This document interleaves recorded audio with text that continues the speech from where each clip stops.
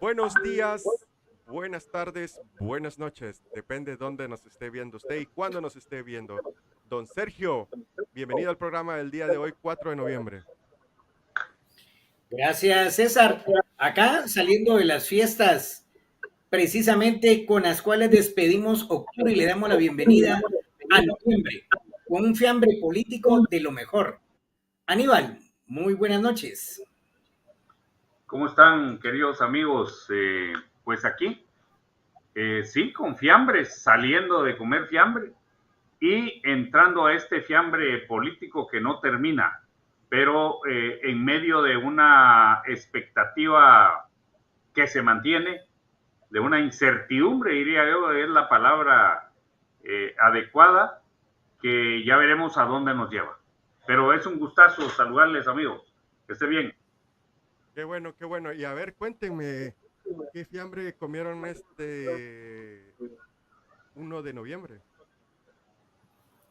Pues en mi caso, en casa se hizo el fiambre blanco. Se compró uno verde y probamos uno rojo. Total es que comimos hambre el lunes, martes, miércoles, jueves, viernes y hoy lo que sobró de los dos grupos ya combinados. Y ahí se acabó la semana del fiambre, incluido el ayote con cafecito en la tarde del 1 de noviembre. Bueno, Aníbal, qué dicha la de ustedes, Sergio, pero también qué estómago para qué aguantar estómago. esa mezcla de fiebre rojo, blanco, negro, colorado y no sé qué más citaste. Pero pues, nosotros Verde, también yo nunca hemos había escuchado estado. verde, pero lo he escuchado por segunda vez, pero ni lo he visto. ¿Qué es lo que lleva aguacate o Sí, espinaca? a ¿Qué, mí qué es me lo que le causa ponen? también jocote o qué lleva. No, lleva más habas, más verduras. Eh, Ah, es por perfecto. presente la lechuga que lleva más ingredientes vegetarianos, dicen, menos embutidos. Ah, perfecto. Bueno, Pero Menos pues embutido. para ya. ese estómago, O sea, ya está en la moda de lo vegetariano, de lo vegano. ahora Claro. para aguantar, y no es el estómago, uno recurre a la tradición guatemalteca, de que para que el fiambre no haga daño, hay que tomarse un buen alipuz. Un día Ah, ron, bueno. otro día para ver cuál es el que tiene mejor efecto. Lo que no sabemos es cuál va a ser el efecto de todo lo que está pasando y ha pasado esta semana, ya entrando en el plano político. El otro efecto ya lo conocemos, pero esto sí está de campanías nuevamente, estimados amigos. Mira, hay algo que hay que lamentar. En estos días se han sucedido dos asesinatos de dos dirigentes sociales. Puede ser casual o puede ser parte de la coyuntura. Uno del pueblo Xinca y uno de San Marcos. Entonces esto se une también a esa incertidumbre si esta es violencia política dirigida o bien si es parte de la violencia normal y natural que hay en Guatemala. Pero bien lo dijiste, la palabra incertidumbre. Esa palabrita que nos está haciendo daño en lo económico, en lo político y en lo social. Porque esta semana el boom era la cancelación o suspensión del partido Semilla. En lo psicológico, Sergio, o En sea, lo es psicológico. increíble.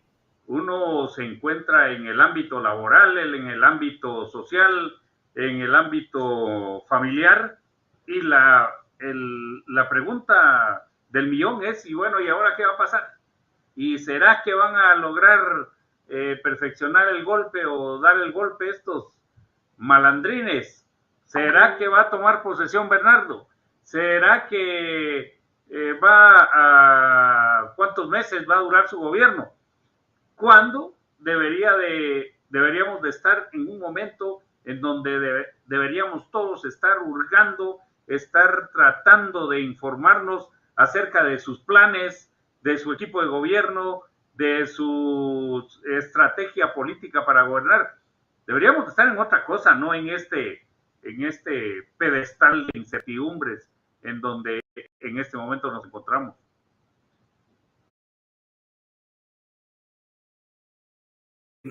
empecemos a despejar dudas, y creo que una de esas dudas lo hizo el Tribunal Supremo Electoral cuando declaró concluido el proceso electoral. Ya en su convocatoria estaba establecida la fecha en que concluía el proceso electoral, y eso sucedió el 31 de octubre.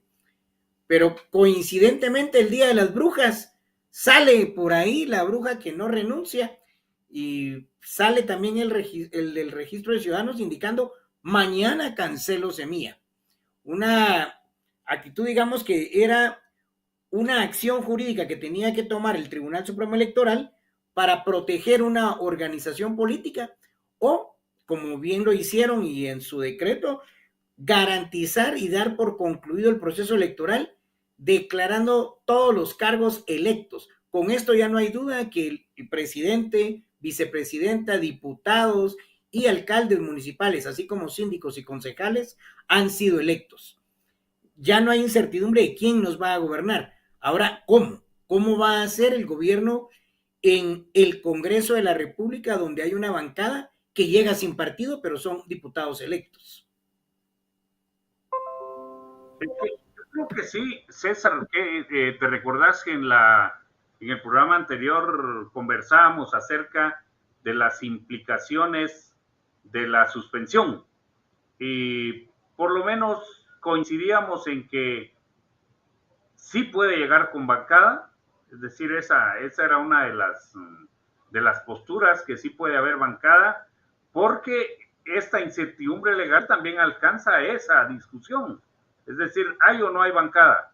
A mi juicio, yo consideraba que sí puede haber bancada, en virtud de que todavía hacen falta recursos que usar por medio, tanto para el partido Semilla, tanto en el Tribunal Supremo Electoral como ante el juzgado, pero lo que hay que tener claro es de que esa es la gran pregunta.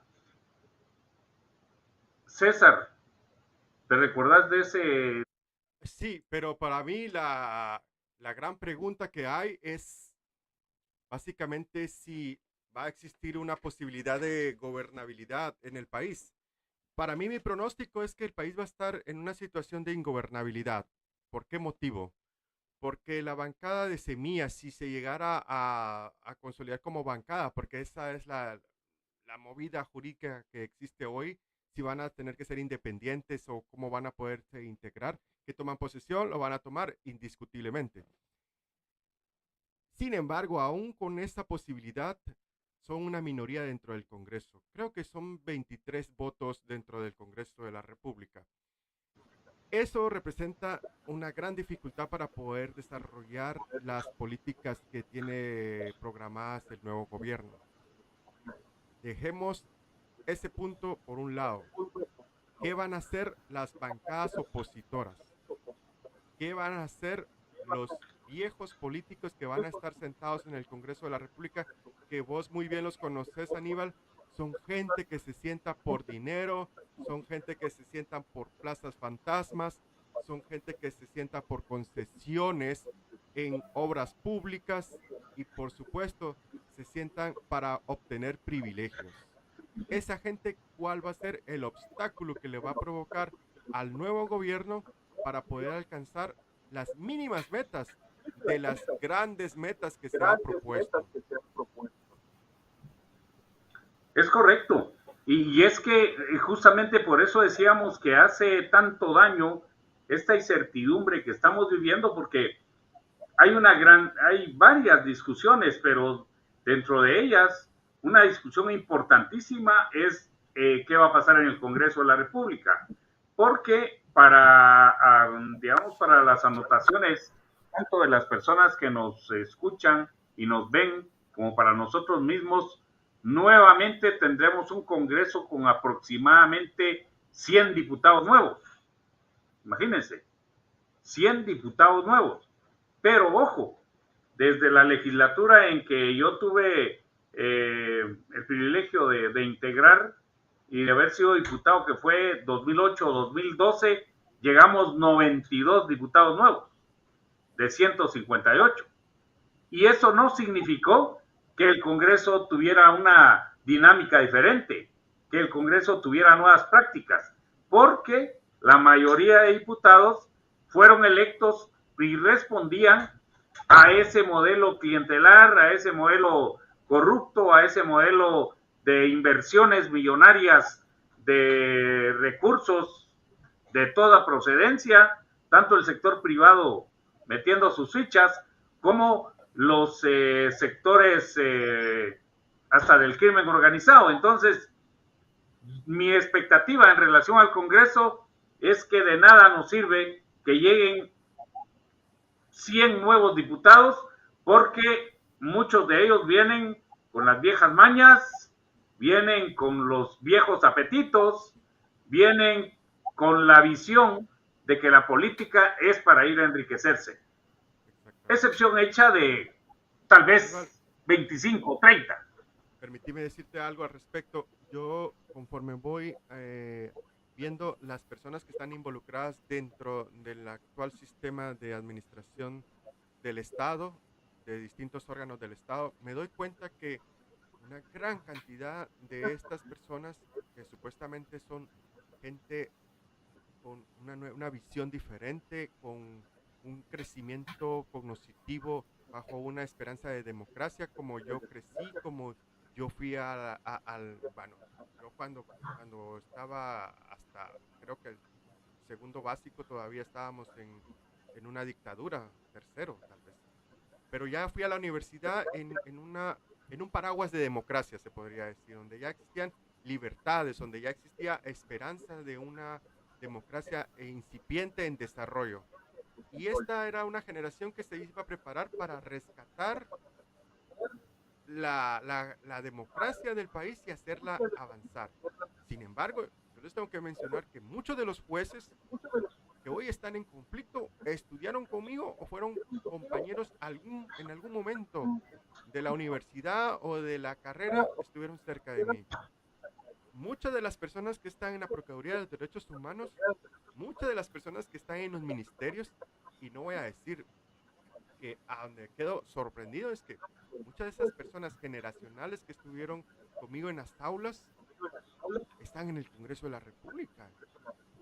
Y estamos en una situación paupérrima, en una situación desagradablemente corrupta, y estamos en una condición en la que no comprendo realmente qué podemos hacer, porque es una generación que debería de tener unas nuevas esperanzas, unas nuevas ideas, una mejor visión del país, un Estado en su sangre y en su estructura cognitiva de que el Estado es la razón por la que debemos de luchar para fortalecer y sacar adelante a la gente que está atrás, y que también hay que ayudarla a que avance, pero al contrario. Y ahí viene mi crítica también a la deplorable situación que se encuentra hoy la Universidad de San Carlos. De verdad, la Universidad de San Carlos está, siempre lo había dicho, y ahora está confirmado. Cada vez que la universidad le pasa algo es porque al Estado también le está sucediendo algo dentro de sus órganos de funcionamiento. Cuando la universidad está enferma, el Estado está enfermo. Y ahora veamos cómo está la universidad. Y así está el país. Pero, Harry, yo voy a decirte que veo esto desde otra perspectiva. Si bien es cierto que desde que al Congreso de la República llegaron nuevos diputados, como cuando nos alegramos que habían llegado los dipuquits, y se acuerdan que bien contenta la población porque llegaban jóvenes al Congreso de la República, y estos salieron peor, pero es que fue un golpe a la población, fue perder la esperanza en la juventud. Entonces, de repente al Congreso de la República deben llegar personas que ya han probado en su vida que son probos, que son íntegros, pero eso es también un cambio que implica que el ciudadano debe madurar, porque ¿quién eligió a los diputados, a los 39 diputados de Vamos? La misma población, y me voy a ir a Sololá. En Sololá ganó Vamos 2 de las 3 diputaciones, y Alan puso hasta su hermano, o sea, ni siquiera ganó la reelección él, que había sido presidente del Congreso, sino que viene y jala a su hermano para la segunda. Yo conozco en Sololá a muchos líderes comunitarios, Y me parece hasta vergonzoso que la población haya ido a votar por Alan y su hermano cuando hay líderes de COCODES, líderes indígenas, líderes que han demostrado que son mejores que ellos dos. Sin embargo, la población los escogió y es el sistema democrático que tenemos. Cito Sololá por las características que tiene, ¿verdad? Donde el alcalde indígena es electo de una forma de todos los cantones, tiene una excelente representación, pero el poder político, por la misma situación que hemos sido creados, donde nuestros papás nos decían, mijo, mija, usted vaya a estudiar y vaya a trabajar, pero no se meta en nada, caló tanto que solo los pícaros tienen opción de meterse a la política. Y entonces esa exclusión del otro liderazgo, donde también nosotros lo rechazamos, es lo que ha provocado que esta gente llegue a ocupar esos cargos. Y los que bien cita César, personas de nuestra generación, lamentablemente, yo recuerdo que hay un actor que salió en un anuncio del PAN, fíjense hace cuántos años cuando Álvaro Arzú iba, y ahí lo fueron a jalar a la escuela de ciencia política. Me refiero a Rubén, que fue viceministro de comunicaciones y ahora es el que le hace los negocios a Miguel. Puchica, ustedes ven a un personaje que lo jalan en esa época en la universidad para un anuncio y ahí se catapulta a él como figura política. Y hoy es de los encargados de hacer negocios y que se ha salido publicado en los medios de comunicación. No estoy citando algo que sea secreto, pero él ha sido un actor que ha estado tras bambalinas y ha estado al frente de instituciones haciendo negocios y es de nuestra generación. Es alguien que fue formado, pero no le echaría lo único que la culpa a sacar.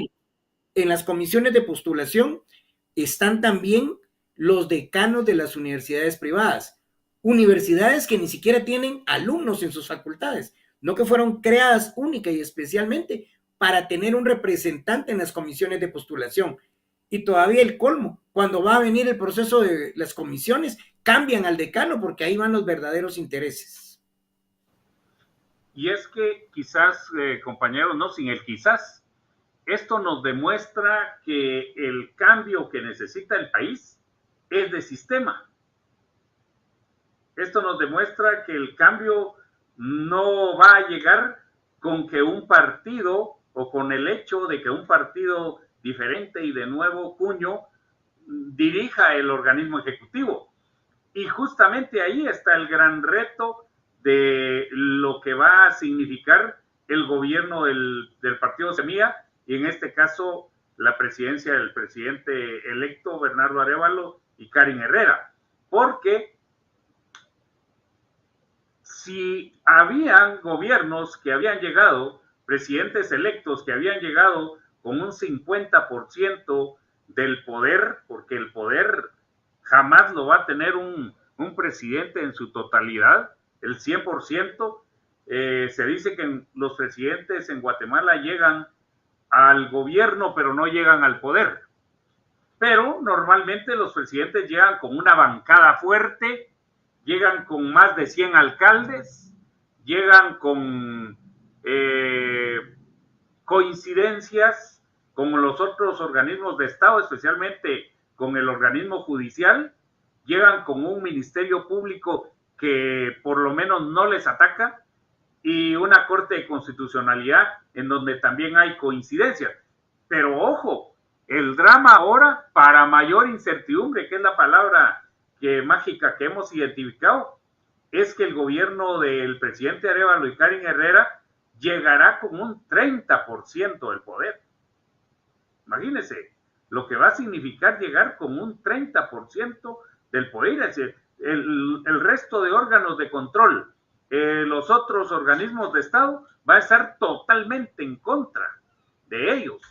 Y eso es particularmente preocupante porque justamente por eso insistía en que hoy debiésemos estar conociendo planes de gobierno, estrategias a implementar, equipos de trabajo, alianzas estratégicas, medidas concretas, reformas legales que van a ser presentadas de entrada estilo de nueva función pública, y no lo estamos viendo porque estamos en el otro pleito, Aníbal, porque estamos en ese intento real que existe todavía de este puño de golpistas que tiene mucho poder, que quieren hacer la vida imposible y que no quieren entregar el poder, que quieren dar, como lo hemos sostenido, un golpe de Estado judicial. Aníbal, aprovechando tu experiencia en el Congreso de la República, lo que a todos nos preocupa y básicamente lo que es la razón del funcionamiento del Estado en el Buen Chapín es el piso. Y eso ahora está en una situación en los medios de comunicación y en las personas que se interesan por el quehacer público. ¿Cómo se está manipulando ahora el presupuesto general de la nación? ¿Qué pensás de lo que está sucediendo al respecto? Te hago a ti la pregunta porque tú sí tienes el conocimiento interno de lo que pasa ahí adentro y cómo se confabula y cómo se hacen los hechizos para poder meter su mano peluda en ese lugar donde hay mucho pisto. Perdón. Sergio, permíteme. A todos, para evitar el feedback, tenemos que pedir la mano, pedir la voz para que les active el micrófono, porque se los pongo en mute por el tema de que evitar feedback, ¿sí? A ver, te voy a conectar el micrófono, Sergio, perdona. No, yo le agregaba que con esa experiencia que tuvo en el Congreso Aníbal, nos pudiera decir cómo pasaban el sobre, pero no las malas prácticas porque vos hayas sido parte, sino porque las observaste de forma directa.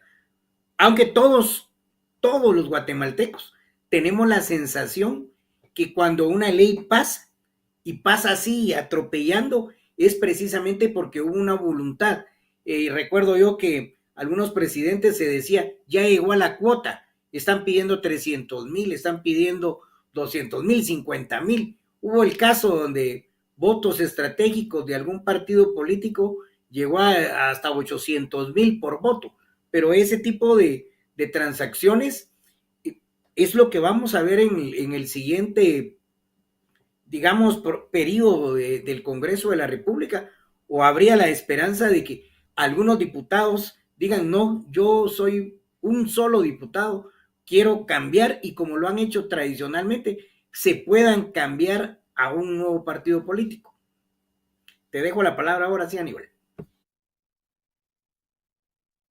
Bueno, miren, están haciéndome una pregunta que merece un programa específico, porque el tema del Congreso de la República es un tema increíble, es un tema surrealista, pero yo siempre he sostenido que el día que cambie el Congreso de la República, el día que se integre ese Congreso de la República en una forma responsable, honesta, con representantes del pueblo, comprometidos con lo más sagrado que tenemos en el país, que es nuestra Constitución y los intereses de la mayoría, ese día este país va a cambiar, aunque haya un presidente malo.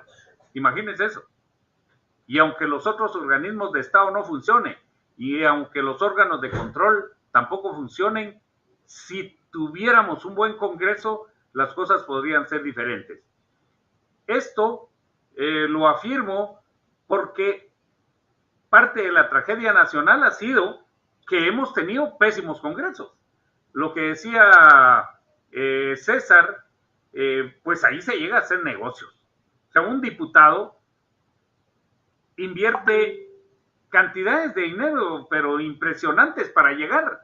Imagínense ustedes que en Huehuetenango, en San Marcos, en Quiché, en Chimaltenango, en una serie de Alta Verapaz, Petén y Zabal, es que en la mayoría de departamentos se tienen que invertir mínimo 5 millones para llegar. 5 millones. Pero el sueldo es de 30,000 quetzales. O sea, es cuestión de sacar la calculadora y decir, bueno, si invertís 5 millones y el sueldo son 30,000 quetzales, ¿cuánto es al mes? ¿Cuánto es al año? ¿Va? Hay bono 14 y hay aguinaldo. Pero ¿cuánto es? no hay ninguna relación. Entonces, ¿de dónde van a sacar? ¿Cuánto es, Sergio? Son 420,000. Por 4. Ya se recupera la inversión. Ya por 420,000. 420,000 por un año. Sí, vaya, por 4. Por 4 es 1,680,000. Aún Va. poniendo su dinero en el basural, no le alcanza con los intereses. No, No. En aquel Es banco que es el banco, ya saben, el banco basural. Bueno, entonces ahí está la respuesta. Imagínate, entre comillas, 5 millones, 6 millones, 7 millones para llegar a ser diputado y solo van a ingresarte 3 por 4, 12, 2 millones, digamos, o la cifra que nos daba Sergio.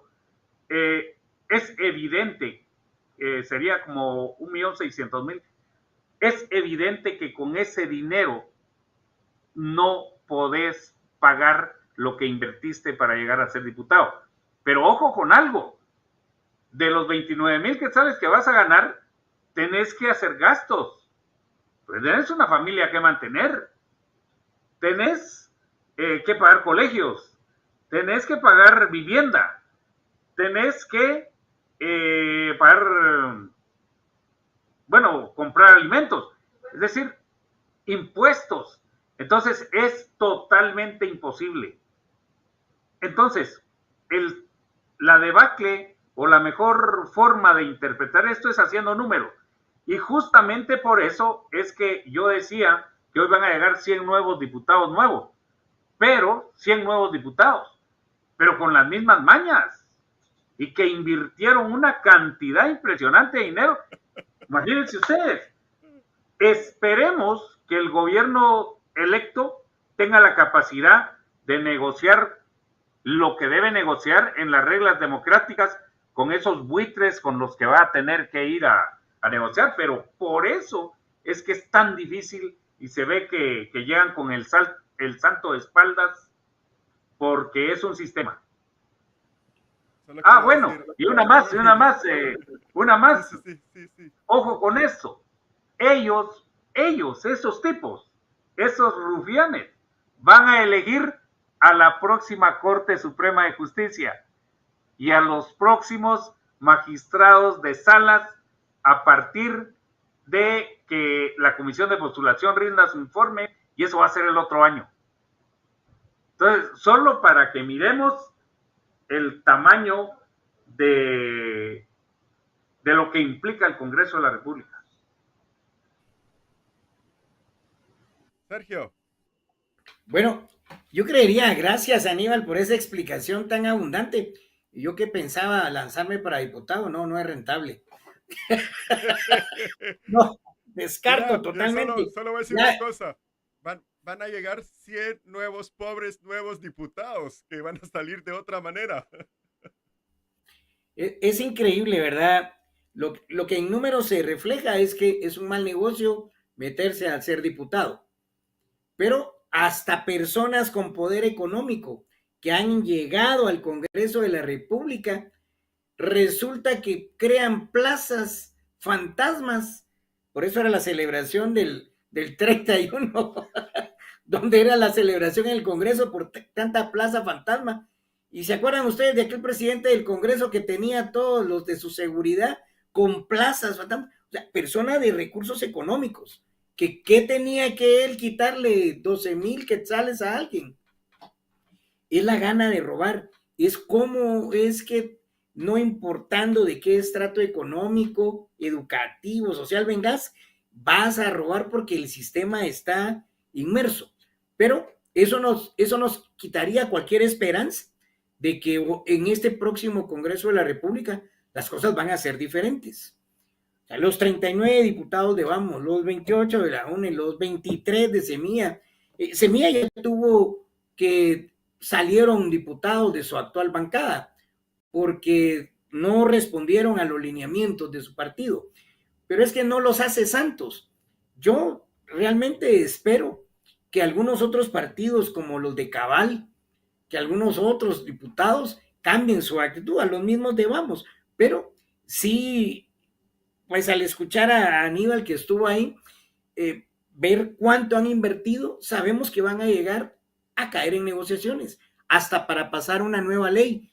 Yo no sé si alguna nación extranjera también ha pasado sobres bajo la mesa para que alguna iniciativa pueda ser aprobada y que sea de beneficio para todos, porque todo responde a intereses. Y ese es el juego de la política, responder a intereses. Pero entonces cada quien le va a poner un valor a su voto.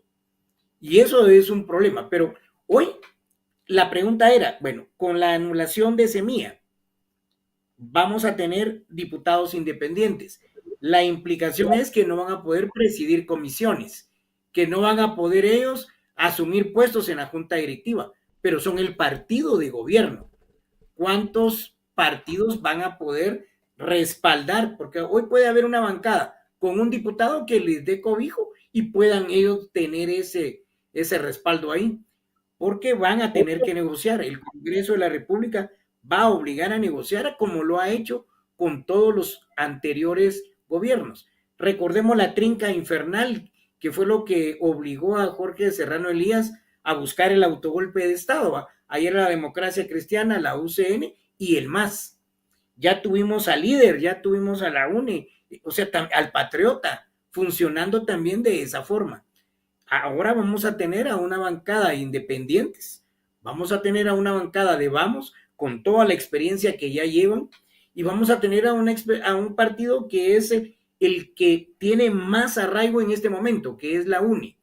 Digamos que ese es el factor que nos vamos a enfrentar. Y con esa misma experiencia vamos a tener a un Orlando Blanco, que es el que pasó por Voz, pero es el único, digamos, diputado que tienen experiencia ahí. Ahora vamos a ver si ellos cambian esa dinámica, si vuelven transparente y apoyan iniciativas que sean impulsadas por el nuevo gobierno. Yo tengo mis dudas de cómo va a ser el nuevo gobierno, porque ya empezó a buscar aliados y los aliados que buscó no son precisamente la mejor carta de presentación. Fíjate que hay un tema acá que me parece fundamental, Sergio, y es que no tenemos que tener ninguna duda. Todos los congresos del mundo son de mayorías. O sea, son de mayorías.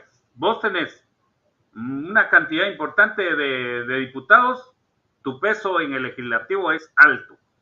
Miremos, por ejemplo, el caso salvadoreño. El caso salvadoreño nos dice que el señor Bukele llega con una bancada mínima, pero hoy tiene 62 diputados de 80, me parece que son en El Salvador.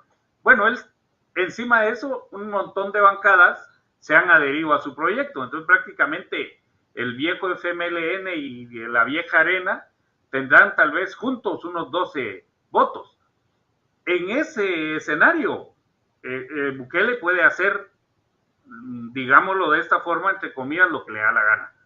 Pero también tiene el Poder Judicial, pero también tiene el equivalente a Corte de Constitucionalidad, pero también tiene un fiscal a modo, y ahora un Tribunal Supremo Electoral que recién el viernes autoriza su inscripción. Bueno, entonces, yo creo que aquí hay que tenerlo claro, la sociedad guatemalteca demanda, pero exige a los nuevos diputados y a los que se quedan ya, los que vienen de la anterior legislatura o de esta legislatura, que sean consecuentes con lo que el país está demandando. Yo tengo mis serias dudas con los diputados nuevos, porque son fruto del viejo sistema, de la vieja forma de llegar, pero esperaríamos un milagro ahí, un acto de conciencia para que asuman una postura responsable, una postura honesta y que dejen de ver el presupuesto nacional como piñata.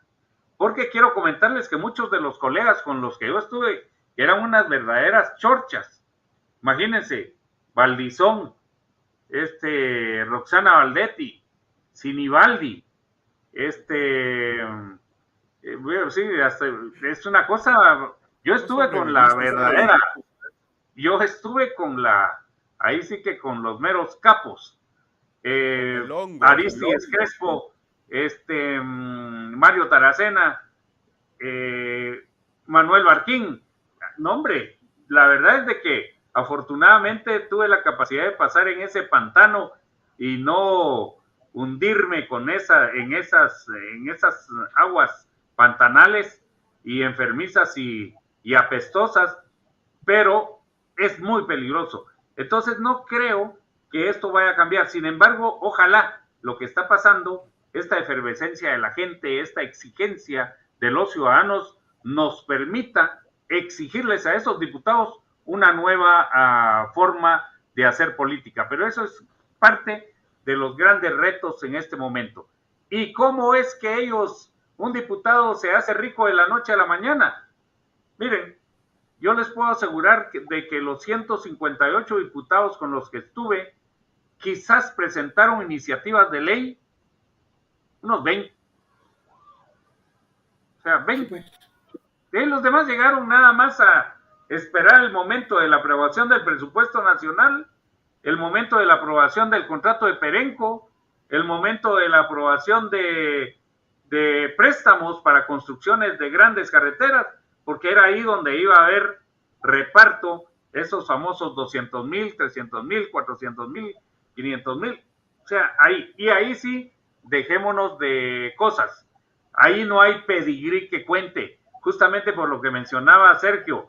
Ahí podían haber apellidos como Muadi, como Sinibaldis, como Taracenas, qué sé yo. Ahí podían existir ese tipo de apellidos. Pero igual de mafiosos que los apellidos de los de Totonicapán, por ejemplo, los Arévalos, qué sé yo, los Quechen de Alta Verapaz. Ahí no hay diferencia ni hay pedigrí. Podría seguirlos mencionando. Permíteme un segundito. En vista de que cuando la gente deja sus comentarios en nuestros videos y te pregunta ahí, aunque no sé si los ves o no los ves, pero yo sí tengo el trabajo de verlos y a veces responder. Veo que te preguntan algunas veces qué has hecho por el país. Y yo le voy a responder a esas personas de que Aníbal está aquí con nosotros por ser una de las personas que ha pasado por ese pantano. No sé cómo lo lograste, pero saliste limpio y me consta. Y les voy a decir otra cosa, voy a revelar algo importante y es por eso de que siempre he apoyado a este joven político y también compañero de universidad, pero he visto su trayectoria y así como muchas personas dentro de mi generación están hoy dentro del gobierno o estuvieron y no son más santos de mi fiar porque no los quiero volver a ver y solo los quisiera ver en una condición como juzgados porque han cometido muchos actos de corrupción. Déjenme mencionarles de que a la única vez que he ido a votar, a emitir el voto fue cuando este señor se quiso lanzó, mejor dicho, bien dicho, a vicepresidente de la República formando fórmula con Rigoberta Menchú, ¿verdad? Si no me equivoco. Y es la única vez que he votado por un candidato a presidente. Yo soy de los que me abstengo, porque en el sistema actual podríamos hacer valer nuestro voto, y es lo que yo digo, hay que hacer valer el voto.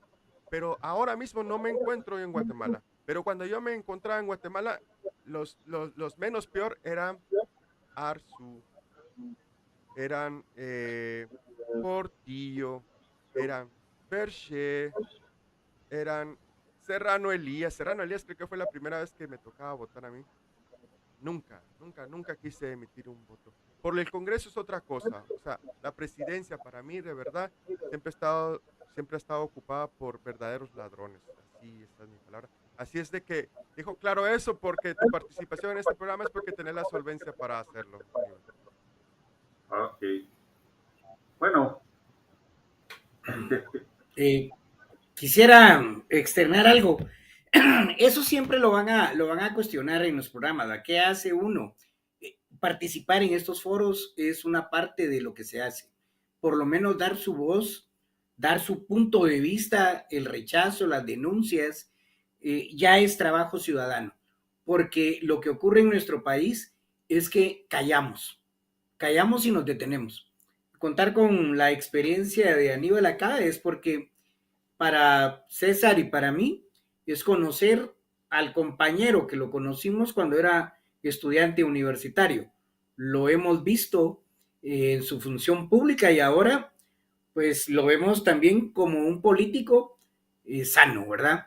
No estamos promoviendo la figura de él, pero sí lo tiene la solvencia y digamos pasa por ese colador que uno mismo hace, ¿verdad? Dime cómo andas y te diré quién eres. Pues yo me siento muy cómodo de estar en la pantalla a la par de César y a la par de Aníbal. En mi otra calidad que tengo como universitario y como rey feo, soy muy punzante con las figuras políticas. Sin embargo, debo decir que a Aníbal lo único que le voy a reprochar es que no me ha invitado a ningún convivio. Bueno, pero ya viene Navidad, eso es lo bueno. No, te agradezco mucho porque lo que sucede es que también es increíble, amigos, y a quienes nos están viendo y que les invitamos a suscribirse. Yo estuve de diputado en el año 2008-2012, cuando el presidente de la República era el señor Álvaro Colón, la UNE, y Sandra dirigiendo el gobierno. Y yo fui electo por un partido pequeño que se llamó Encuentro por Guatemala, pero a los 8 meses de estar en el Congreso me declaré independiente. Pero en realidad es una gran historia que podríamos, algún día van a hacer un libro ahí de la experiencia. Sí, hay que hacer el libro. Sí, pero quería cerrar este tema de qué he hecho en el Congreso de la República, porque fíjense, amigos, que en esa legislatura les puedo asegurar que fue donde se produjo toda la legislación moderna que se utiliza en la investigación penal ahora para poder procesar a los grandes delincuentes que se ha procesado. Incluso todo el andamiaje jurídico que usó la extinta CICIG para poder hacer su lucha profunda, ley de extinción de dominio, por ejemplo, nueva ley de armas y municiones, reformas al Código Procesal Penal profundas, reformas al Código Penal, reformas una nueva ley de empresas privadas de seguridad. Todo eso afortunadamente pasó por mi labor legislativa y quizás mi acción legislativa fiscalizadora más importante es que yo sigo siendo hasta el sol de hoy el diputado que se enfrentó al señor Álvaro Arzú para pedirle cuentas de los fideicomisos de la Municipalidad de Guatemala, lo cual fue una labor que todo mundo vio. También me encargué de fiscalizar el contrato de Perenco y gracias a mi labor pues nada más quedó en 15 años y ahora se está discutiendo otra vez el contrato de Perenco. Hay muchas cosas, sin embargo vuelvo a decirles, amigos, gracias por su confianza y sus palabras. Les quiero terminar esta parte de este diálogo del Congreso, ya que hicieron alusión a mi persona, de que en el Congreso los diputados, y eso ustedes me dan a la razón, cuando se aprobaban las leyes, un diputado que era el secretario del Congreso leía el decreto, ¿no? Y le pregunta, artículo 1 de la ley, se pregunta si se aprueba y todos levantaban la mano. ¿Recuerdan ustedes? Que casi no se entiende lo que se está aprobando y dice artículo 2, la ciudad se pregunta si se aprueba y se levantaba la mano. Entonces, nosotros logramos introducir una reforma que hoy en el Congreso es fundamental, que es la votación nominal. O sea, parte de lo que yo hice fue luchar porque se conociera exactamente cómo vota cada diputado. Hoy aparecen listados en donde dice votaron a favor tales, votaron en contra tales y ausentes tales. Pues esto fue parte de la labor que yo realicé, obviamente impulsando, la mayoría de diputados apoyaron, pero una señora una vez en un centro comercial me dice, yo estaba haciendo algunas compras ahí, me dice una señora de unos 70 años, me dice, ¿usted es el diputado Aníbal García? Sí, señora, para servirle, le dije, qué gusto saludarle. Ay, mire, joven, me dijo, en aquella época tenía 39 años, 40. Entonces viene y me dice, mire, me dijo, yo le quiero agradecer las votaciones nominales. Mire, le dije, qué interesante que usted teniendo 70 años o pues ya siendo mayor, le interese lo de las votaciones nominales. Claro que sí, me dijo. Yo estoy enterada, yo escucho los medios de comunicación, yo leo la prensa, pero eso me parece genial, lo felicito. ¿Y sabe por qué, me dijo? Porque ya nosotros sabemos que todos los diputados desgraciados siempre nos han jodido y nos van a seguir jodiendo, pero por lo menos hoy vamos a saber su nombre y apellido y vamos a saber quiénes son. Imagínense lo que me dijo la señora. Pero hay también un elemento que es importante y por eso, desgraciadamente, mucha gente desconoce la labor que se hizo, y es que la legislatura 2008-2012 fue toda, dependía de lo que trasladaban los medios de comunicación, porque no había redes sociales. El Facebook empezó a ser fuerte por ahí por el 2011, 2012. No había Instagram, no había TikTok, no había Sin embargo, Twitter. nada cambia. Sí, pero a lo que voy es que, y vos lo sabés, César, la noticia de los protagonistas importantes en el Congreso, de los políticos a los que se les levantaba el perfil, dependía o de los canales abiertos, de televisión abierta, o de los grandes medios como Prensa Libre, como el periódico Siglo XXI, y ahí también no nos engañemos. Ahí habían dedicatorias, habían manipuleos, habían lo que sea. Entonces, quizás por eso algunos todavía no conocen, y hay mucho joven ahora que no conoce qué pasó. Pero dicho esto, amigos, muchas gracias por su respaldo. Sí, ya que tocaste algo bien importante del cuarto poder, que ahora ya no sé si es cuarto, quinto, sexto, séptimo, ya se ha diluido su poder de influencia. Pero en aquel entonces, cuando yo era periodista, yo no voy a mencionar los medios de comunicación en los que trabajé, pero sí trabajé para grandes medios de comunicación nacionales y para dos muy grandes medios de comunicación internacionales. Pero la noticia, cuando llegaba al público, lamentablemente llegaba filtrada, hasta cuando ya algo era exageradamente complicado como para ellos. Por ejemplo, déjame mencionar algo. Y lo voy a decir porque tengo que citar un caso, si no la gente va a decir, pero ¿qué hiciste? En una investigación que me designó un periódico muy importante que hacía periodismo de investigación, que lamentablemente ya no existe. Bueno, ahora las redes sociales hacen más investigación, tienen como 5 millones de cámaras por las calles en cada 200 kilómetros cuadrados. O sea, es increíble, eso nunca pudo haber existido antes. Pero en aquel entonces, en el gobierno de Álvaro Arzú, existía un programa que se llamaba, no recuerdo el nombre, era un nombre muy propagandístico del gobierno de Álvaro Arzú. Pero el Tribunal Supremo Electoral y el Registro de Ciudadanos estaba investigando por qué estaba haciendo campaña a favor del gobierno y del partido oficial cuando estábamos aproximándonos a un periodo electoral.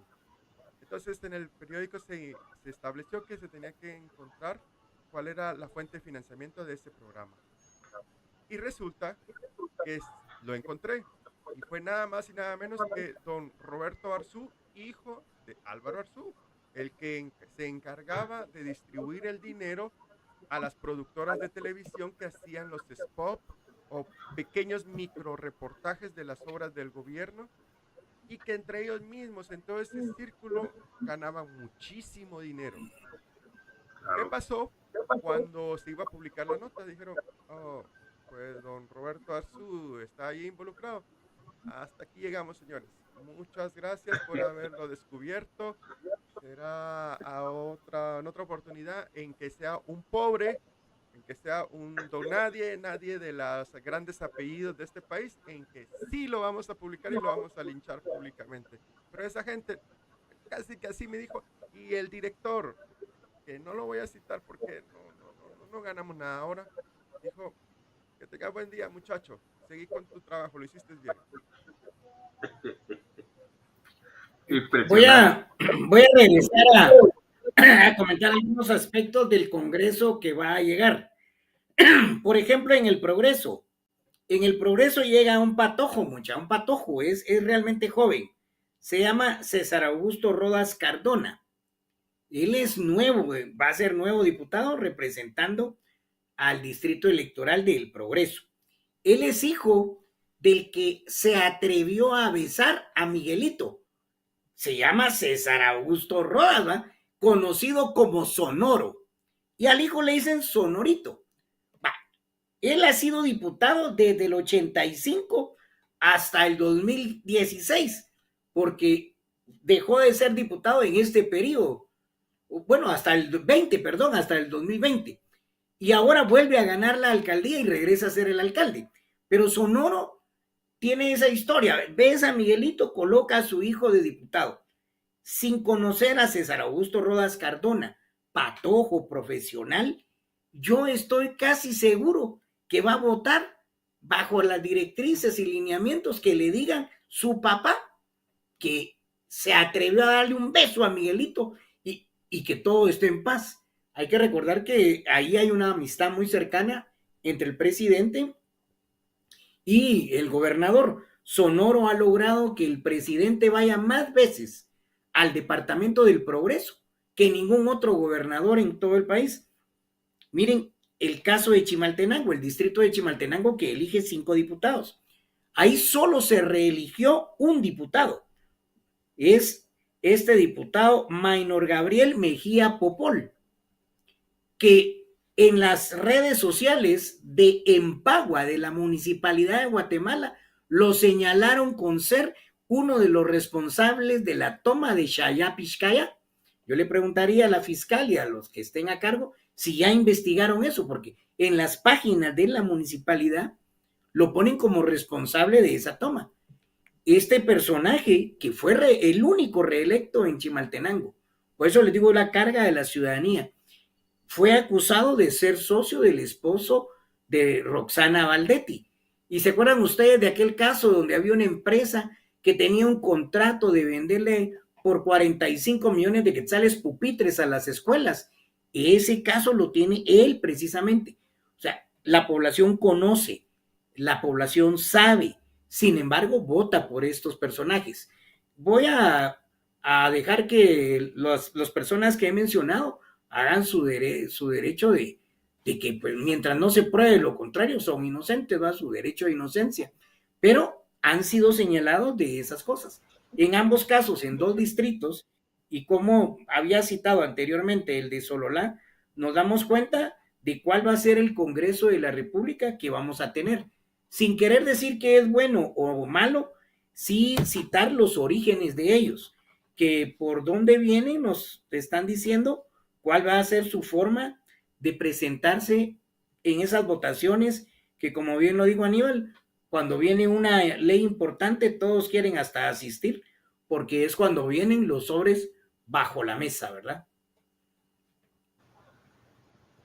No, bueno, es que es realmente poco esperanzador el tema del Congreso de la República porque pues ahí los resultados electorales favorecieron totalmente a los partidos de viejo cuño, mafiosos, corruptos, porque desgraciadamente si en algo la gente no sabe votar es en el tema de elección de diputados y de alcaldes, que es otro gran tema. Pero, amigos, hablando del Congreso de la República, quisiera que volviéramos un poco al tema de actualidad en el sentido de lo que está viviéndose, la incertidumbre, porque yo no quería dejar de comentar una leyenda urbana, pero que tiene mucho sentido, no es de echarla al cesto de la basura, porque esta semana llegó al Congreso de la República el antejuicio en contra del fantasma. ¿Saben quién es el fantasma? El vice. El vicepresidente. Sí, sí. Ese fantasma que ha estado ahí 4 años, por cierto compañero de la Facultad de Derecho, les cuento. Ya en la facultad era un verdadero fantasma. O sea, él siempre ha sido un fantasma. Y un tipo que se sacó la lotería por ser amigo de Cayo Castillo y por trabajar con él me parece que en Intecap, por ahí era, o en el INGUAT, alguna cosa por ahí, y por ser de la Cámara de Comercio, amigo de Jorge Briz y qué sé yo. Pero este fantasma cometió un delito de los menores, digamos, porque es un incumplimiento de deberes, es una desobediencia, algo así. Pero esto le ganó un antejuicio. Y resulta que al bendito fantasma, el que estamos hablando, que nada más y nada menos gana como 136,000 quetzales al mes en su calidad de vicepresidente de la República, ya le levantó el antejuicio a la Corte de Constitucionalidad y entonces ahora existe la posibilidad, y esta es la leyenda urbana, de que sea desaforado por el Congreso. ¿Qué pasa si este señor sale del Congreso? Sale de la vicepresidencia. Entonces el Congreso tendría que nombrar a un nuevo vicepresidente.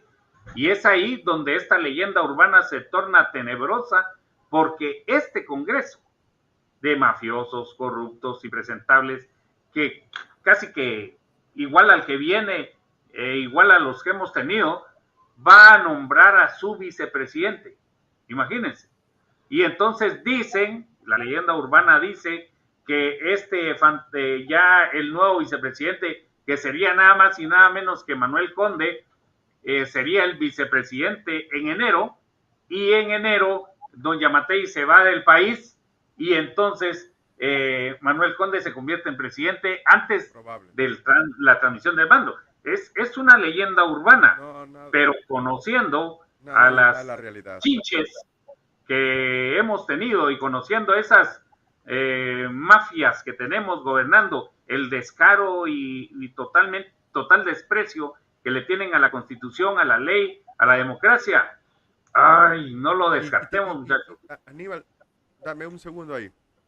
Manuel Conde Orellana fue el único miembro del Ejecutivo que respaldó el golpe de Estado que realizó Jorge Antonio Serrano Elías.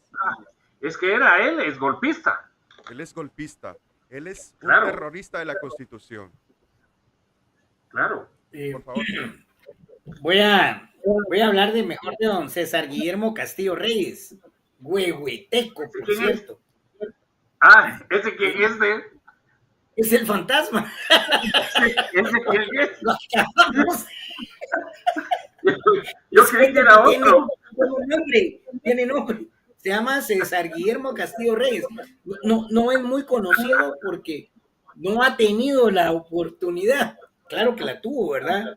Lo que pasa es que es totalmente desaparecido y acomodado, porque él pudo hasta haberle pedido la renuncia a Yamatei y no lo hizo. O sea, este personaje, como bien lo dicen, más se acomodó, y es cierto, hemos escuchado esa situación. ¿Ustedes no creen que en todos estos escenarios Yamatei lo que quiere es irse? Quiere provocar un movimiento, salir y no entregar el poder para pedir un asilo político, que también se ha dicho que él lo que no quiere es entregar porque tiene temor que al momento de entregar el poder sea capturado. Por eso tampoco es que quieren que renuncie la fiscal, porque renunciando la fiscal, que lo ha protegido de todas las investigaciones, el presidente prácticamente es capturado en ese instante. Nada lejos de la realidad. Y es que tomemos en cuenta que Yamatei tiene también pasaporte italiano. Italia no tiene el tratado de extradición. Claro, pues es la leyenda urbana, ¿verdad? Esa es parte también de las leyendas urbanas que hemos estado escuchando recurrentemente, pero miren, ahí sí que si el río suena es porque piedras trae. Que tenemos a un Congreso totalmente impresentable, capaz de hacer lo que sea, está clarísimo. Yo pienso que lo único que tienen ellos en contra es el tiempo, porque Imaginémonos que sesionen la otra semana y que se conozca el antejuicio. Tiene que ser con mayoría calificada, es decir, con 105 diputados, porque es un tema de trascendencia. Pero lo que va a integrar el Congreso es una comisión pesquisidora. Son 5 diputados. Eso es simpático porque se elige con una tómbola que tiene pelotitas con los números correspondientes a cada diputado. Y entonces sí es sorteo, aparentemente es sorteo. Algunas veces dicen que hay unos tan mañosos que logran manejar esa tómbola, pero yo lo que vi, ahí sí puedo dar fe que fue sorteo, ¿verdad? Pero el asunto es que entonces se integra la comisión pesquisidora y la comisión pesquisidora tiene que rendir su informe. Y una vez rendido el informe, entonces ya el Pleno decide si le retira o no el antejuicio.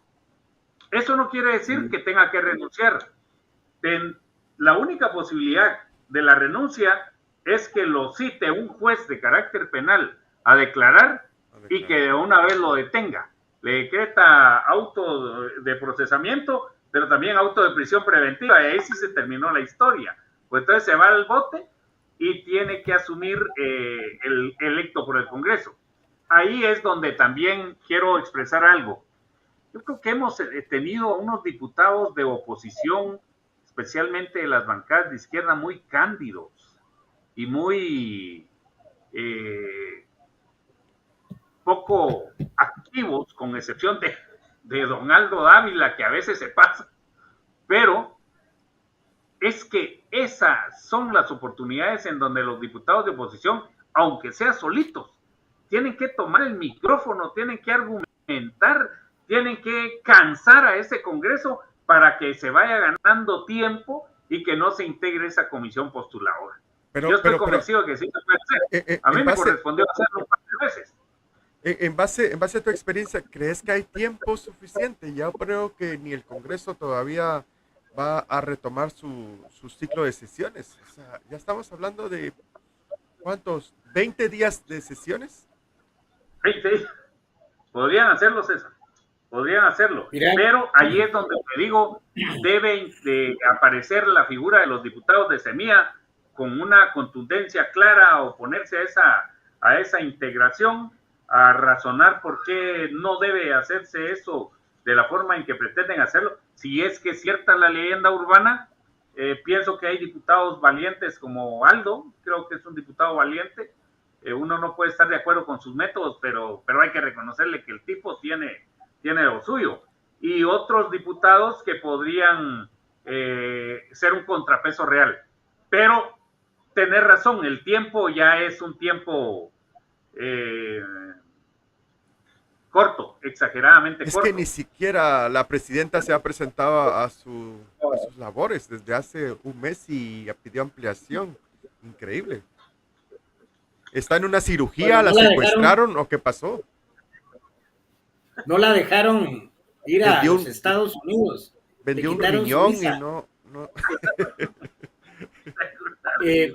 Miren, hablando de diputados fantasmas, esa era la crítica que se le hacía al presidente electo, que era un total desconocido siendo diputado electo. Él va a terminar su periodo como diputado el 14 de enero, fecha en la que va a asumir la presidencia. Pero es precisamente esa la crítica que se hacía a Bernardo. Bernardo Arévalo es diputado y es un completo fantasma dentro del Congreso. Escasamente tomó la palabra, tuvo iniciativas y era la crítica que se le hacía. Y acá no estamos defendiendo a Semilla, no estamos defendiendo al candidato, pero sí le hacemos la crítica. Si la gestión presidencial va a ser similar o igual a la que hizo en el Congreso de la República, entonces vamos a estar peor que como estamos ahora. Porque bien lo dijo Aníbal, un diputado puede marcar la diferencia. Y esa es la crítica cuando se hacía a Semilla de que la semilla no había germinado, se había argeñado, porque teniendo una bancada de unos pocos diputados, no lograban esa contundencia.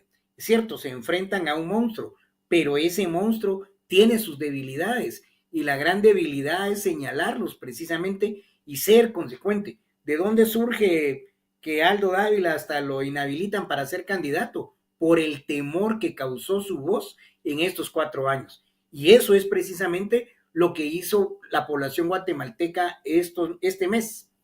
Alzó su voz. ¿Y qué dice la voz? Renuncia ya.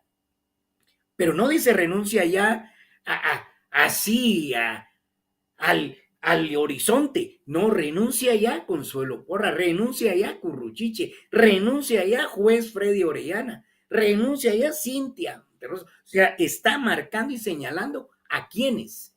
Por eso es tan importante que así como se respetó el voto en la elección, así se respete hoy una demanda ciudadana, porque estamos exigiendo algo que decimos y evaluamos que está mal, el hasta aquí.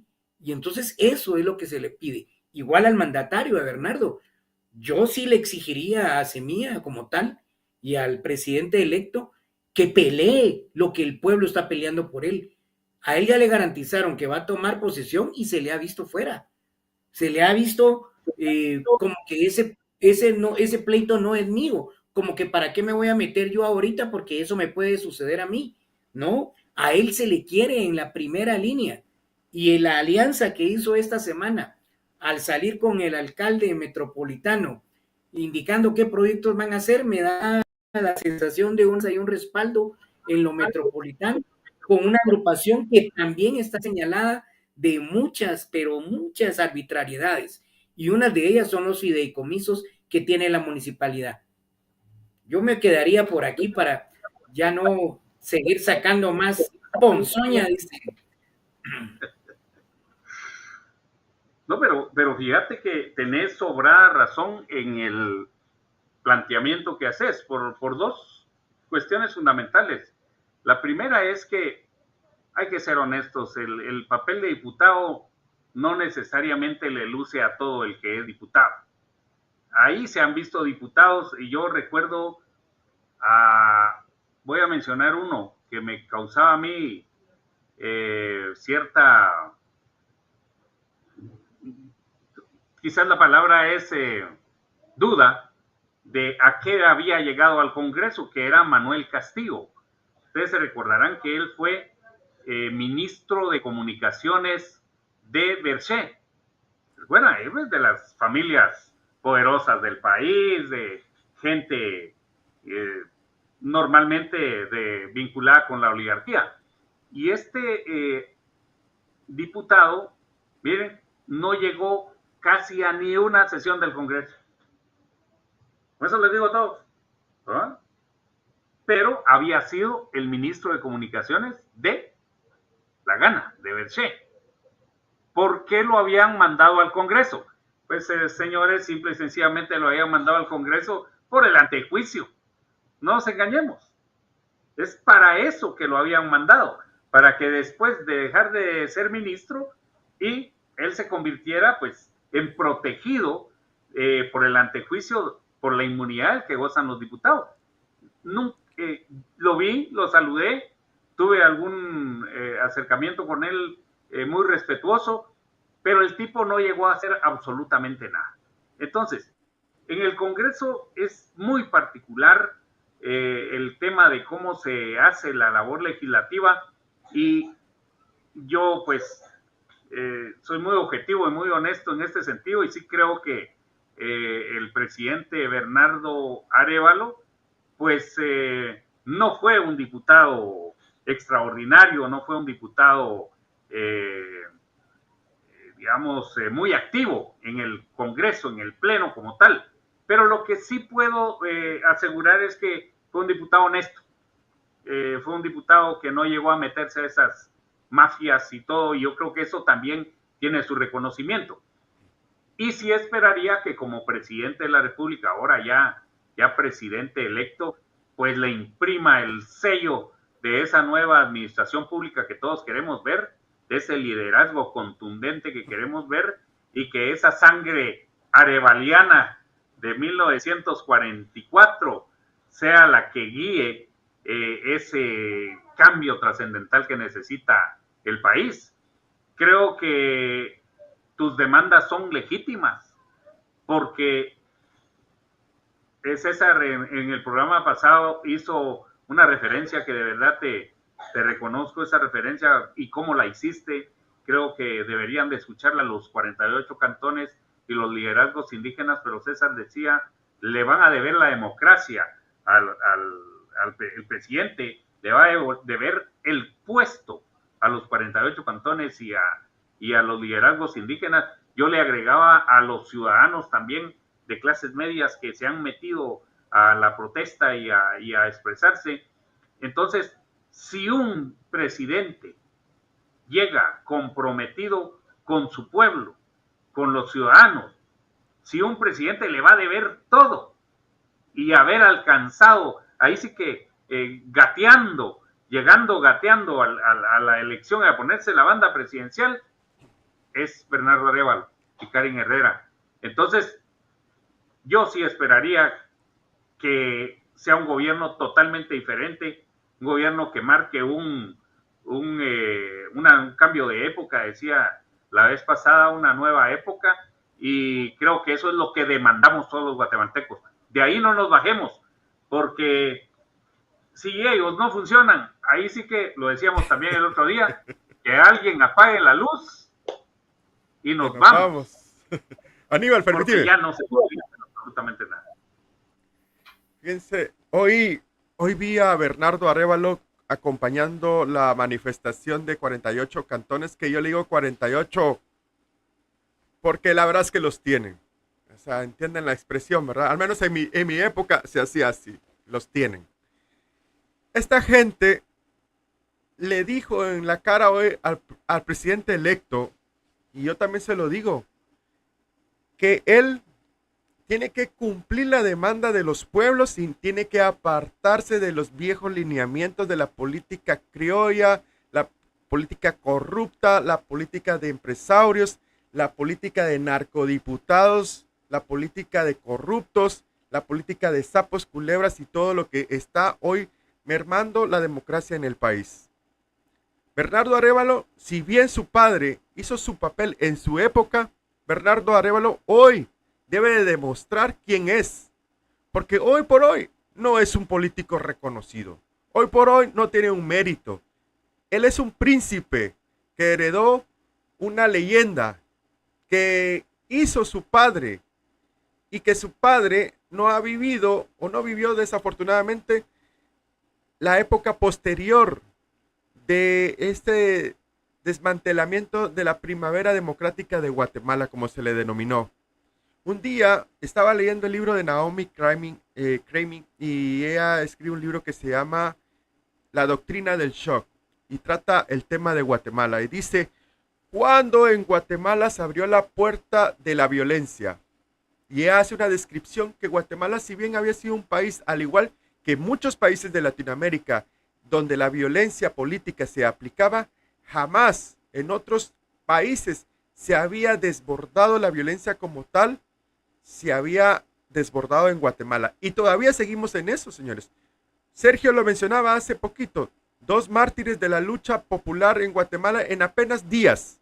Y no son 2, son 3, porque también asesinaron vilmente a la lideresa del movimiento de los trabajadores agrícolas de banano en Izabal. Y esto me recuerda mucho a aquellos movimientos en que la gente decía, mejor no te metas en nada para evitar que te pase eso.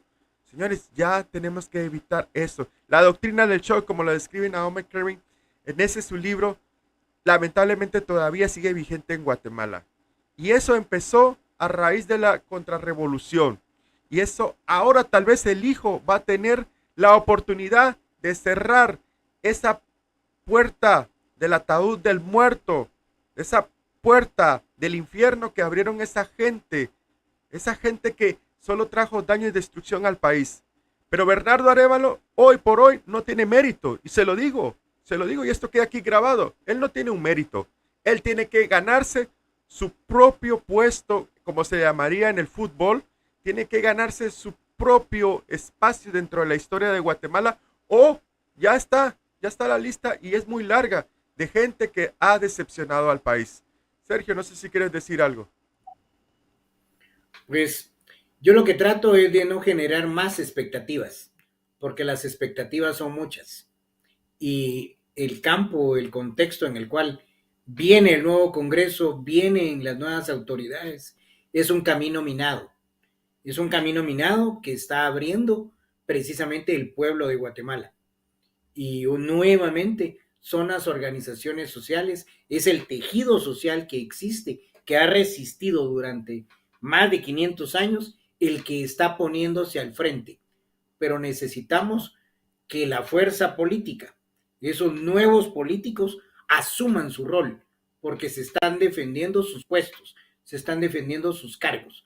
Y lo que exijo, lo exijo como ciudadano, como alguien que espera otro rol, porque no me gustó, les di cuento, no me gustó que un mandatario se fuera a visitar otros países cuando aquí se estaban peleando sus luchas.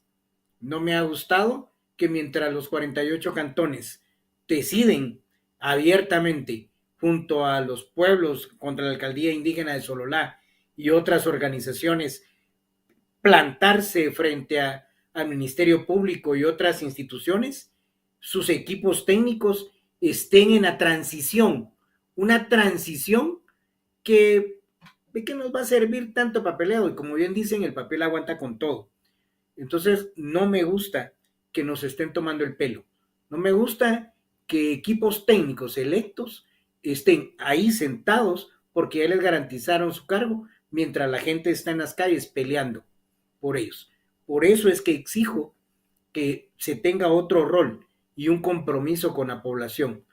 Porque así como hoy me atrevo a pedirle la renuncia a una fiscal, a Curruchiche, a un juez, etcétera, lo vamos a hacer con mucha contundencia al próximo gobernante si empieza a incumplir. Ese anuncio de la alianza con la municipalidad, discúlpeme, no es el momento. No es el momento de aliarse con el partido que tiene la municipalidad de la ciudad capital, porque esa fue la elección precisamente por la cual se dudó de la pureza del proceso electoral, porque el candidato que perdió, Canela, fue el que dijo que las actas tenían unos datos y que el TREP tenía otros resultados, y que la zona 18, ahí le habían anulado mesas a él en las cuales él era el triunfador. Y por ahí empieza esta duda, de sembrar la duda del proceso electoral. Y esas cosas son las que deben medirse. Y dime con quién andas y te diré con quién que eres, ¿verdad? Porque, miren, no, si bien es cierto, como dijo Aníbal, es el momento de buscar dónde está tu equipo de gobierno. No tenemos equipo de gobierno. ¿Dónde están tus planes, tus primeras acciones de los 100 días? Mostrarlas. Pero ahorita estamos luchando para que esto concluya bien. Ya se logró que todos los puestos estén garantizados, pero hace falta más, hace falta esa presencia y esa contundencia. Y eso solo lo da el político experimentado. ¿Pudo más Samuel? El diputado de Semilla ha sido más contundente en la elección en el Congreso de la República y en su defensa del derecho a la libre expresión que el mandatario en poner las cosas en claro. Samuel fue a los medios, estuvo difundiendo, se defendió y dio sus razones. Y esa contundencia no se le ha visto al presidente. Como bien lo dijo Aníbal, hay distintos estilos. No todos tienen esa capacidad, pero sí se le pide que sean un poco más contundentes y que no repitan los mismos, porque no me gustaría que Jonathan Mencos dejara el Congreso de la República para asumir un ministerio, porque si votamos por Jonathan para diputado, lo queremos de diputado, no lo queremos de superministro, porque ahí es donde los equipos empiezan a desgranar la mazorca y a hacerse débiles, porque eso es cuando no respetan también la voluntad del pueblo. Si alguien vota por un funcionario, para un cargo público, lo queremos ver ahí, no lo queremos ver en otro puesto. Si él quería ser ministro, hubiese dejado la vacante para que otro asumiera ese riesgo. Esas son las cosas que empiezo a plantear desde ahora, previo a que Aníbal me invite al convivio. Bueno, no, pues Miren, yo creo que hay dos palabras, como les digo, claves en todo esto. La primera es incertidumbre, que no sabemos qué va a pasar. Esperemos que no existan sorpresas. Y la otra es exigencia. Yo creo que como nadie, este gobierno va a ser exigido en el buen sentido de la palabra por todos los ciudadanos que queremos que este país cambie. No tengo ninguna duda de que todos fuimos a votar con ilusión, ¿no? Al fin se dijo, incluso ese famoso término que se utilizó para esta elección, de que ahora sí se tenía por quién votar y no precisamente votar por el menos peor, sino que ahora sí se tenía conciencia de que había un proyecto que significaba la posibilidad de cambio. Entonces, eso tiene un alto valor. Y yo les quiero dar el beneficio de la duda, porque considero que igual que cuando aspiramos a ser, imagínense ustedes que presidente de la República, que ustedes saben que también fui candidato a presidente y lo hicimos con mucho honor, con mucha convicción, con mucha hidalguía y con mucho convencimiento de que podíamos cambiar la historia del país. Yo estoy seguro que la gran mayoría de dirigentes de Semilla, si no todos, y en este caso el presidente Arévalo y la vicepresidenta Karen Herrera, que nunca la he tratado, también quieren pasar a la historia. Pero de ellos dependerá. O sea, el problema al final es que de ellos dependerá. Porque dirigir el gobierno es algo que pueden hacerlo como el fantasma. Es decir, sin hacer nada. ¿Sí? No pasa nada. Nadie se va a alterar. Nadie va a estar molesto. A propósito, un diputado le decía a un presidente del Congreso de la República ahí cuando estaba en el Congreso, le puso pantufla. Diputado pantufla, le decía al presidente del Congreso. Y un día le dije, vos, ¿y por qué le decís pantufla? Ah, porque él le queda cómodo a todos los sectores, a todos le queda cómodo. Entonces, imagínense ustedes. Y era cierto. Ese hablaba con los empresarios, hablaba con los no sé qué, hablaba con los trabajadores, a todos les daba, como decimos vulgarmente, casaca. Y él era cómodo con todos y todos se tomaban la foto con él. Yo realmente espero que este gobierno no sea eso, que se atrevan, porque va a haber un pueblo dispuesto a acompañar esas reformas profundas y que sea hasta aquí un punto de no retorno para esos políticos mafiosos de los que empezamos hablando. Es que ¿cómo va a ser eso, compañeros? Que en el Quiché ahora se van en mancuerna el papá y el hijo de candidatos en la misma en el mismo partido, en el 1, 2, 3, y el hijo y la esposa en otro partido, en el 1, 2, 3. No, hombre, de verdad eso debe terminar. En las alcaldías, en todos estos lugares, debe terminar eso. Debemos recuperar el sistema de justicia, debemos recuperar la Corte de Constitucionalidad, la Universidad, la Contraloría General de Cuentas. No, si el trabajo es realmente superlativo, pero es ahí en donde radica el gran reto para que puedan hacer equipos, para que puedan entender que el Partido Semilla va a pasar a la historia como ese partido que logró el triunfo, lo que tanto buscamos de mil formas. Ellos lo lograron de una forma inesperada, ¿ah? Inesperada. Pero hoy deben entender que quien debe salir ganando es la sociedad guatemalteca, no el partido. Que quien debe salir ganando y que el gobierno nacional, que es tan grande, le corresponde a todos los guatemaltecos de buena fe que quieren, y hay gente muy preparada, poner su granito de arena para que esto empiece a cambiar. Y plantearse eso, que sea esto el punto de no retorno. Se terminó y que dentro de 4 años se entierre a ese montón de políticos. Y yo siempre he dicho algo, hasta la derecha debería de tener un proyecto serio. Hasta la derecha debería de tener un proyecto sólido, formado, con ideas claras, y no este montón de asaltantes, rufianes, sinvergüenzas, que ahora los representan. Que les dé vergüenza, hombre. Que se pongan a la altura del siglo XXI. No es posible que sigan siendo esos trogloditas que tenemos hoy. No es posible que sigan siendo esos mafiosos que hacen y se concertan con lo peor de la mafia del país. Pero bueno, ha sido una noche interesante porque hablamos de todo, un verdadero fiambre político, pero ajustado a la época y necesario en esta época de delicioso fiambre. Y ahorita la panela para el ayote la va a poner César para dar un cierre. Eso me parece bien. Bueno, señores, yo quiero solidarizarme con el movimiento de los 48 cantones. De verdad, este liderazgo que estamos viendo, que estamos escuchando, yo no me pierdo un solo día las transmisiones del canal oficial de ellos que se llama 48 Cantones Oficial. No sé por qué le pusieron oficial, seguramente deben de haber muchas copias de ellos ahí queriendo competir en el Facebook. Pero de verdad, señores, qué mensajes tan acertados de cada uno de los líderes de la comunidad.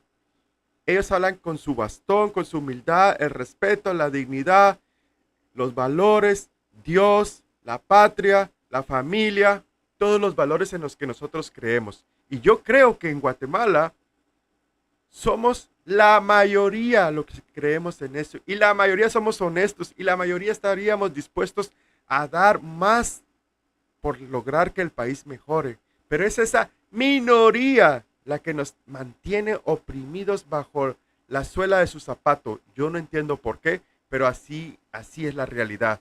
Yo quiero externar mi apoyo a 48 cantones y sus asociados. Buen liderazgo, buena actitud, sobre todo mucha voluntad, porque lo que están pasando hoy, 34 días de estar frente al Ministerio Público, con sol, con lluvia, con viento, con hambre, con calor, con sentimientos encontrados, con frustración, porque seguramente también la han sentido, con tristeza, nostalgia, rabia.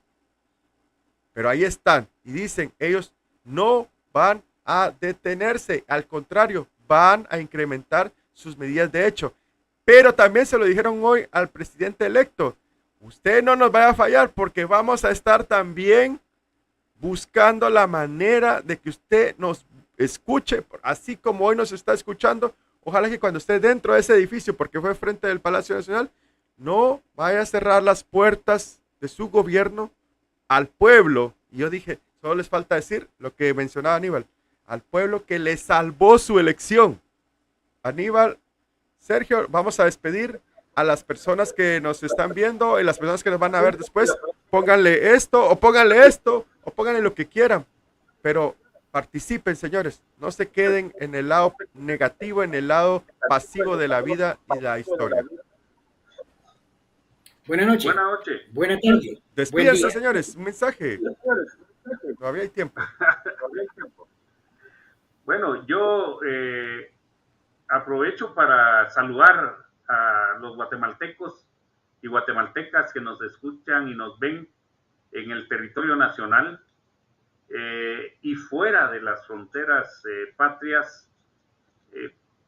Yo soy optimista y yo soy de la gente que cree que este país puede salir adelante, pero también creo y estoy convencido de que esta época, este movimiento ciudadano, cabezado por los liderazgos indígenas, nos están demostrando que tenemos que actuar, que tenemos que salir, que tenemos que dar un paso adelante y de que nunca hemos estado equivocados. En realidad el país puede ser un país próspero, puede ser un país en donde sus habitantes puedan tener una vida digna. Este país puede ser un país en donde podemos pactar una república, un Estado de Derecho.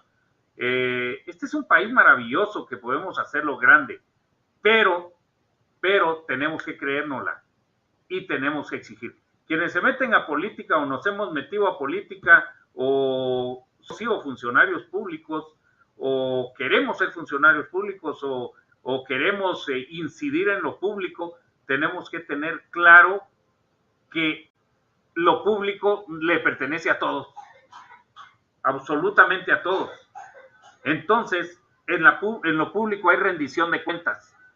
En lo público, el ciudadano tiene el derecho a exigirle a la gente, porque es el que está pagando el salario, porque es el que con sus impuestos está pagando cada uno de los salarios que se tienen en la administración pública. Entonces,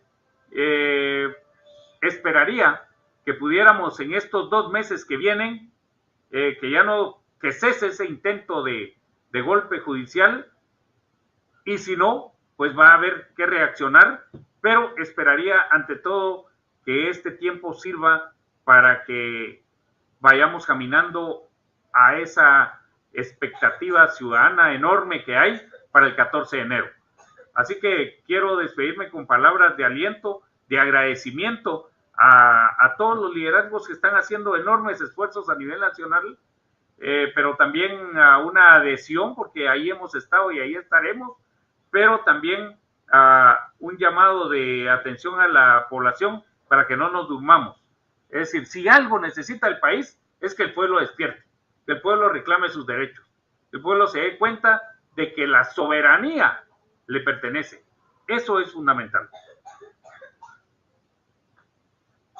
Me quiero unir para decirle a la población en general que lo que queremos es una ciudadanía activa. Ya cumplimos nuestro rol de electores. Ese ya lo cumplimos.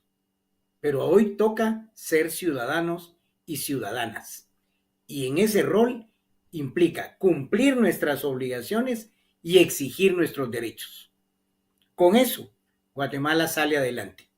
Para que lo dejemos en pocas palabras. Así es que invitaría a la población que nos está viendo o nos va a escuchar que nos sintonice en rapiditos, pero en este su programa, que muy pronto lo vamos a convertir en una cofradía ciudadana para que se integren también más elementos y podamos enriquecer y tengamos confianza, como lo dijeron los compañeros, porque la próxima comida ya no va a ser fiambre, va a ser tamal, va a ser ponche.